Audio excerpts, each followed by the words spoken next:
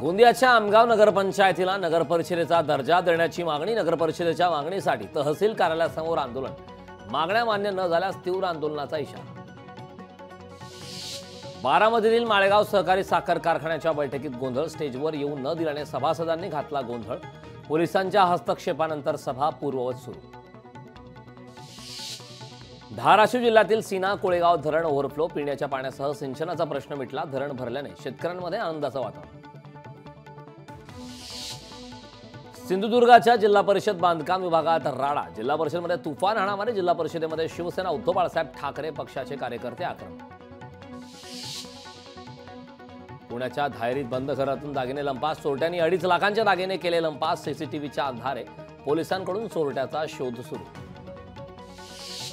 कापूस सोयाबीन उत्पादकांसाठी आनंदाची बातमी, शेतकऱ्यांना राज्य सरकारकडून अनुदानाचं वितरण, पहिल्या टप्प्यात 2,399 कोटींचं अनुदान। मावळ तालुक्यात काही गावांवर ड्रोनच्या घिरट्यांमुळे नागरिकांमध्ये भीतीचं वातावरण, तातडीनं ड्रोनची चौकशी करण्याची ग्रामस्थांची मागणी। लोकशाही मराठी ऐका, पहा, जागरूक रहा।